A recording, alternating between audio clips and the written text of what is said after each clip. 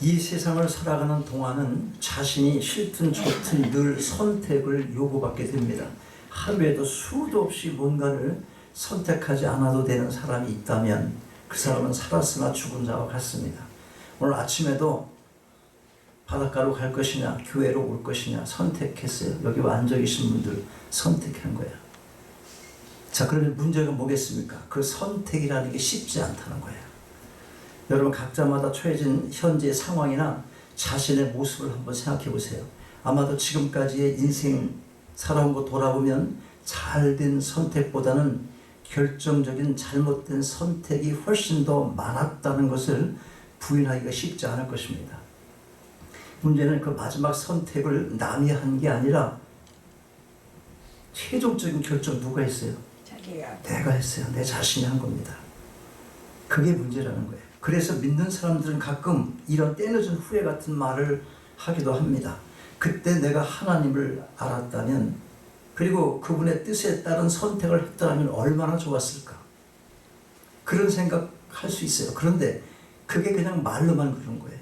따지면 말뿐인 것입니다. 생각해 보세요. 예수님을 믿은 후의 삶은 어땠습니까? 저도 믿음이 있어요. 구원 받았습니까? 예, 그렇죠. 그리고 그 후에 살아온 삶을 보면 믿지 않았을 때 결정했던 거와 뭐가 크게 달라졌다는 거예요. 달라졌습니까? 이제 믿음으로 살겠다. 그렇게 결단을 하고 지금껏 살아온 삶, 그 인생길에 만난 선택의 기로에서 그 선택권을 누가 가지고 있었어요? 누가? 막상 하나님의 뜻을 알았다고 해도 내 생각대로 해온 것이 훨씬 더 많지 않은지 우리가 한번 돌아볼 필요가 있습니다. 오늘 본문은 우리의 생각과 우리를 향하신 하나님의 뜻이 같지 않을 때 우리의 자세가 어떠해야 하는지 그것을 가르쳐주고 있어요. 바울은 2차 선교 여행 중에 아시아의 복음을 전하고 싶었지만 성령이 이것을 허락하지 않았습니다. 이제 바울은 소아시아의 복음을 전하는 것이 하나님의 뜻이 아니다. 그걸 알았어요. 여기서 우리가 잊지 말아야 한 가지, 계획된 바울의 선교를 허락하지 않으신 그 성령님은 지금도 하나님의 자녀들을 인도하시고 계시다는 것과 더 중요한 사실은 늘 우리 속에 내주하고 계시다는 것입니다. 아버지 하나님께서 보내시고 부활하시고 승천하신 예수 그리스도께서 보내주신 영이십니다. 누구세요? 그분이 성령 하나님이십니다. 지금도 그 성령님께서는 우리를 인도해 주신다는 거예요. 사도 바울에게만 그랬던 것이 아니라. 자, 그러면 성령께서 우리를 인도하시는 목적이 무엇이겠습니까? 하나님의 뜻이 이루어지도록 하는 거예요. 내 뜻이 아니라 하나님의 뜻이 이루어지도록 하는 거예요. 그래서 성령님은 구체적으로 우리를 간섭하셔서 우리로 하여금 하나님의 보호와 통치 안에 있게 하시는 것입니다. 우리의 구원의 책임을 지셔요. 구원의 완성을 위해서 우리에게 믿음을 주시고 또 그 믿음을 유지하게 하시면서 계속해서 믿음이 성장할 수 있도록 도우시는 것입니다. 그런데 이와 같은 성령 하나님의 인도를 받으려면 먼저 우리가 알아야 할 몇 가지 사항들이 있어요. 먼저 분별력이 필요합니다. 우선 성령 하나님의 인도가 아닌 것이 무엇인지를 아는 게 좀 이해하는 데 도움이 될 것입니다. 그분은 인격적인 교제를 통해서 건전한 방법으로 우리를 인도하시기 때문에 불건전한 신비주의 체험으로 인도하시지 않는다는 사실이에요. 그 방법이 어떤 것입니까? 첫째로 하나님의 말씀을 통해서 인도하세요. 성경에는 성령께서 우리를 어떻게 인도하는지 자세하게 기록되어 있어요. 성령님의 인도함을 받는 데 있어서 먼저 생각해 볼 것은 도덕적 선택의 문제입니다. 이것이 옳은가 저것이 옳은가 둘 중에 하나를 선택하는 거예요. 우리가 이런저런 고민을 하지만 성경 안에는 이미 그 정해진 뜻을 기록했어요. 그리고 성령님은 그 말씀 안에서 인도하시는 것입니다. 그것은 비밀스러운 것이 아니라 공개된 것이고 모든 보편적인 가치관이 있는 사람들, 그런 세계관이 있는 사람들에게, 특별히 성령께서 내주하는 믿음의 자녀들에게는 예측이 가능한 그것으로 그렇게 인도하시는 거예요. 시시각각으로 변하는 것이 아니라 정해져 있는 거예요. 가령 보세요. 누구와 결혼할 것인지 결혼할 사람이 생각하는 거예요. 누구와 결혼할 것인지 성령의 인도를 기다리는 사람에게 제일 중요한 것이 뭐겠습니까? 믿는 사람으로서 내가 결혼을 해야 돼 이제. 근데 가장 중요한 게 뭐겠냐고. 거기서 우선 뭐겠습니까? 그리스도 안에서 결혼하는 거예요. 빛과 어둠이 함께 할 수 없기 때문에 이 뜻을 어기면 반드시 그 인생이 어려움을 당하게 되어 있는 겁니다. 주 안에서 가정을 이루어야 돼요. 그러므로 배우자의 신앙을 먼저 고려해야 하는 것입니다. 또 다른 예로 가끔씩 듣는 얘기 있어요. 눈 한 번만 딱 감으면, 목사님 이거 눈 한 번만 딱 감으면 우리 교회 이거 이 건물 살 수 있어요. 눈 한 번만 딱 감으시면 됩니다. 이거 굉장히 유혹이죠. 누가 이런 소리를 할 수 있을까? 이게 누구 말일까요? 교회에서는 수단 좋은 사람 있으면 안 돼요. 교회에서 쓸 수 있는 용어가 아니야. 그 사람 맡기면 다 해, 뭐든지. 어떻게 뭐든지 다 할 수 있어. 무슨 수단에서 와서? 그 수단이라는 게 어떤 것이겠냐고. 눈 한 번만 딱 감으면 된다. 이 말 굉장히 위험한 말이에요. 그런데 왜 눈을 감아야 합니까? 말을 표현해도 우리나라 말을. 그럼 왜 눈을 감으라고 그러죠? 그런 경우에 있어서. 지금 뭐 생각해 본 사람 있습니까? 왜 눈을 감으라고 그럴까? 말씀에 비추어 볼 때 잘못된 것이 보이니까 그걸 보게 되면 어떻게 돼? 양심이 찔리겠죠. 최소한 양심. 그러니까 눈을 감으라는 거예요. 결정하기가 쉽지 않다는 걸 알기 때문에 그런 거예요. 그걸 보면은. 그러니까 안 보고 해. 그런 의미를 갖고 있죠. 근데 우리의 삶을 돌아보세요. 세상 사람들과 어떻게 구별된 삶을 살고 있는지, 어떤 인생길을 어떻게 여러분 사셨는지, 예수 믿고 똑같다면 왜 교회 나오나 하는 그런 얘기입니다. 이런 유혹에 빠져서 어느 것이 하나님의 뜻인가를 고민하며 기도해 보겠다고 하는 사람이 있다면 눈 한 번만 딱 감으세요. 이거 듣고 제가 그럼 기도해 보겠습니다. 이렇게 말을 한다면 그는 아마도 거듭난 그리스도는 아닐 겁니다. 그게 기도해서 대답을 얻어야 될 성질일 것이지 아니잖아. 지금 어떻게 해야 되는 거야? 지금 아니다. 무슨 소리야? 그게 아니지. 그래야 되는 것이지. 다시 기도를 해보겠다는 말은 무슨 말이야? 집에 가서 남편하고 상의해보고 와이프하고 상의해보고 다 따져보고 그렇게 하겠다는 건가? 기도할 것도 없는 걸 기도하는 거예요. 100번 기도하면 뭐합니까? 하나님께서 그걸 그렇게 하라고 말씀하실 것 같아요? 자기 마음에 괜히 믿음 있는 척하고 하는 말이 바로 그런 말이거든요. 하나님의 뜻이 분명한데 왜 고민합니까? 기도할 필요 없습니다. 그냥 그 자리에서 리젝 시키면 돼. 디스미스 시키는 거예요. 이렇게. 여러분, 우리가 먼저 말씀을 생각해야 됩니다. 말씀은 이미 결정을 해 놓은 거예요. 그리고 성령께서 그것을 알게 하시고 우리의 순종만을 기다리고 계시는 것입니다. 성령님은 진리의 영이십니다. 그분은 좋아하시는 것이 있고 미워하시는 그런 것이 따로 있어요. 미워하시고 싫어하시는 것, 그런 게 있어요. 분명하게. 이런 것은 우리가 고민할 일도 아니고 고민한다고 다르게 결정될 일도 아닙니다. 이미 성령의 인도하심은 결정된 것이에요. 우리에게는 그 길을 깨닫고 순종하며 따라갈 결단만 남아있는 겁니다. 마음을 열고 그 말씀을 듣고 순종할 것인가? 이것이 관건인 거예요. 이것이. 말씀을 통하여 우리의 마음속에 역사하시는 성령님의 인도하심을 따라 겸손한 순종의 삶을 살아가시기 바랍니다. 어떻게 성령께서 인도하십니까? 둘째로 기도를 통해서 인도하세요. 우리가 세상을 살다 보면 옳고 그름의 문제가 아닌 것들에 대해서도 어떤 결정을 해야 될 때가 있어요. 이게 악이다, 선이다, 그런 결정, 그렇게 하기 어려운, 그렇게 구별짓기가 어려운 분야가 있어요. 아디아포라 개념인데 이거 성경 시간에 분명히 말씀드렸잖아요. 여러 가지 몇 번씩이나 한 얘기예요. 사실 이 경우가 대부분의 사람들에게 있어서 더 어려운 선택일 것이 분명해요. 결혼할 나이가 됐어. 조금 전에 말했잖아요. 그건 뭐예요? 그건 그리스도 아니라는 틀을 얘기했어요. 그건 정해져 있잖아, 우리가 기본적으로. 그런데 결혼할 상대가 골리긴 골랐어요. 믿는 사람을 골랐어요. 그런데 단 한 사람하고 결혼을 해야 되는데 결혼할 상대가 내 마음에 들어온 게 세 사람, 네 사람, 두 사람 이상 돼. 누구를 선택해야 돼? 누구를? 또 이사를 해야 돼. 뭐 어디로 할까? 어떤 집을 사야 돼? 자동차가 필요한데 무슨 자동차 살 것인가? 비행기를 탈 땐 어떤 좌석을 탈까? 자, 여러분, 이런 것은 옳고 그름의 문제가 아니기 때문에 하나님께서 주장하시는 길이 무엇인지 알고 싶은데 속 시원하게 그 답을 찾을 수가 없는 거예요. 그래서 답답해. 그리고 어디로 가? 당장 가르쳐주는 데 있잖아. 점집 가는 거야, 점집.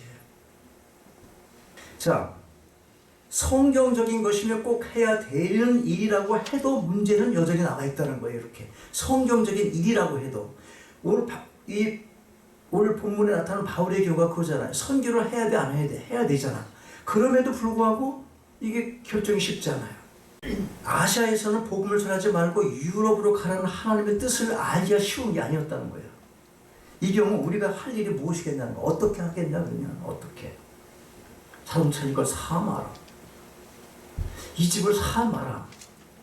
이런 때는 기도하는 거야. 이런 때. 아까 만났을 땐 아까 첫 번째 얘기했던 걸 기도할 필요가 있어 없어? 없다니까. 그건 아니야. 근데 이건 다 하나님의 뜻에도 괜찮고 이렇게 선택할 수도 있는 것이야. 그럼 기도해야지. 그건 기도할 필요가 있어요. 왜? 똑같은 것이지만 하나님의 일이라도 사람마다 하나님이 쓰시는 시간과 영역과 때와 장소가 다 다르기 때문에 기도해야 되는 거예요. 그런 때는 보세요. 우리가 성경 공부 시간에 살펴본 대로 에스라는 예루살렘으로 귀환한 백성을 인도하고 바벨론을 떠나기 전에 가는 길에 평탄함을 위해서 금식하며 기도했어요. 그 응답을 받았습니다. 느헤미야 잠깐 공부했잖아. 느헤미야 예루살렘 성벽을 재건할 마음을 품고 있었어요. 페르시아 왕의 술관원으로 어떻게 왕에게 이야기를 해야 예루살렘으로 돌아갈 수 있을지 몰랐어요. 그는 금식하며 기도했어요. 그 응답 받았어요, 안 받았어요? 받았어요. 응답 받으니까 왕의 마음을 바꿔주시는 거예요, 하나님께서. 그래서 허락을 받고 단순히 그래 그렇게 해 그 정도의 허락을 받은 게 아니라 필요한 게 무엇이냐 그것까지 다 도움을 받고 하나님의 기뻐하시는 뜻이라면 하나님께서 기뻐하시는 그런 뜻이라면 하나님은 우리의 기도를 통해서 그걸 이루시도록 모든 필요를 채우시며 역사해 주시는 것입니다. 믿지 않는 사람을 통해서도 여러분 하나님 앞에 부끄럽지 않게 신앙의 양심을 지킬 수 있도록 기도하면 성령께서 그렇게 인도해 주실 것입니다. 그러나 그 길이 평탄할지 험할지는 우리가 모릅니다. 그저 평탄한 길을 달라고 기도할 뿐이에요. 여기서 우리가 분명하게 알아야 할 것은 세상의 것으로 잘 나가는 것이 아니라 성령님의 인도함을 내가 지금 받고 있는가 그것이 중요한 거예요. 그것이. 오늘 본문을 보니까 바울은 소아시아 전도의 문이 막힘으로 드로아로 갔습니다. 거기서 바울은 마게도냐인의 환상을 보았어요. 그것은 마게도냐로 건너와서 그들에게 복음을 전해달라는 그런 환상이었어요. 바울에게 임한 환상은 기도의 응답이었습니다. 바울은 늘 선교의 문을 열어달라고 기도했어요. 아시아 선교를 막는 것도 응답이고 마게도니아로 건너오라는 환상도 응답이에요. 하나님께서 보시기에 환상이 필요하면 환상을 주시고 환상이 필요 없으면 성령께서 다른 방법으로 인도해 주시는 거예요. 그러므로 환상을 보는 것이 중요한 것이 아니라 기도하는 것이 중요한 거예요. 그런데 우리가 환상과 관련해서 반드시 기억해야 될 게 있어요. 뭐냐면 바울 당시 환상은 계시의 수단이었습니다. 우리에게는 그렇지 않다는 거예요. 이 시대에는 환상이 계시의 수단이 아니라는 거예요. 개인의 필요에 의해서 환상을 보여줄 수 있어요. 그 사람의 믿음을 위해서. 그것을 말할 필요도 없어요. 다른 사람에게. 봤으면 달라지라 그 말이에요.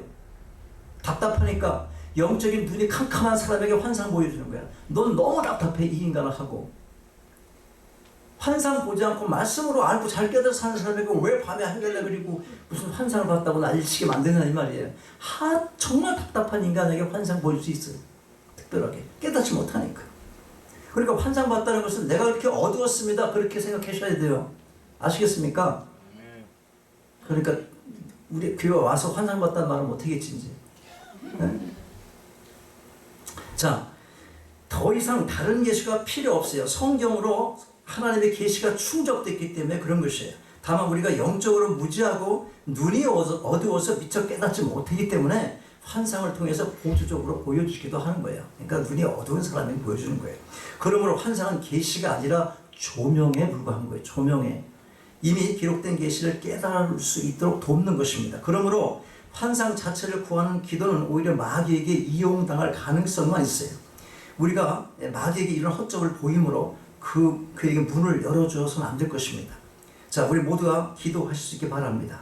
그래서 인생의 삶의 장에서 선택의 기로에 설 때마다 성령님의 인도하심을 따라 올바른 선택을 하시고 주 안에서의 확신과 평강과 담대함으로 그 길을 걸어가시기 바랍니다. 자, 마지막 셋째로 어떻게 인도하십니까? 주어진 환경을 통해서 인도해 주시는 것입니다.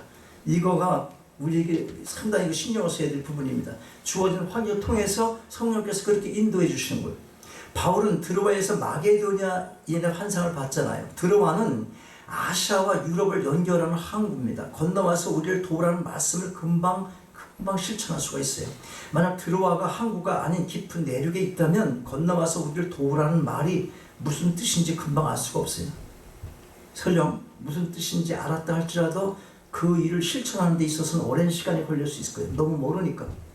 하나님은 지혜와 지식의 하나님이세요. 우리의 이성적인 판단과 경험이라는 선물을 주시는 분이세요. 우리가 사업을 하면 경제적 이익을 얻어야 돼요. 일을 시작해놓고 돈 벌지 못하면 오히려 안 하니만 못한 거잖아요. 그러면 무슨 사업을 할 것인지 성령님의 인도함을 받을 필요가 있지 않겠습니까? 먼저 사업이 성경적인가를 검토해야 돼요. 성경적인가. 직업에 귀천이 없다는 말은 세상 사람들이 그저 입술로 위로 삼아 하는 말이에요. 잘 들으셔야 돼요. 사실은 그들이 더 직업에 귀천을 따집니다. 여러분 자식 키워갖고 자식 시집 보내고 장가 드릴 때 아버지가 뭐 하는데 물어 안 물어? 그러면 세상 사람과 같아 안 같아? 뭘 물어야 돼? 또 우리가 생각할 것, 자신의 재능을 생각해야 돼. 하고 싶은 일을 찾아야 돼요. 남보다 구별되게 잘할 수 있는 일을 찾아야 되는 거예요. 하나님께서 주신 은사는 각 사람마다 다 다릅니다. 그래서 우리가 기도함으로 그 은사를 발견해야 돼요. 바울은 다소 출신이에요. 다소는 항구에 접해 있어서 바울은 어려서부터 배가 들어오고 나가는 것을 보면서 먼 나라에 대한 꿈을 꿀 수가 있었습니다. 거기는 헬라 문화와 철학을 맛볼 수 있는 곳이었어요. 그리고 바울은 로마 시민을 권좌했어요. 하나님이 바울을 이방인 사도로 택한 것은 참으로 합당한 것입니다. 성령의 인도를 받기 위해 우리의 가진 것이나 삶의 모든 상황이나 환경을 통찰하셔야 될 이유가 여기 있는 것입니다.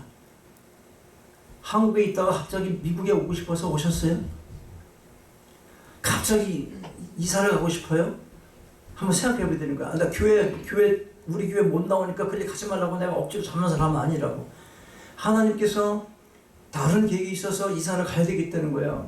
그 확실히 기도 응답이 그렇고 그런 게 보이고 환경을 통해서. 거기에 뭐가 있는데? 여러 가지 환경이 있어요. 바울이 너무 먼 곳이라면 가라고 말하지 않았다는 거와 똑같은 거예요. 자, 여러분 결론입니다. 여러분 우리는 모두 잠시 이 땅을 살아가다가 떠나야 되는 나그네입니다. 그러나 마지막 도착지가 분명한 나그네예요.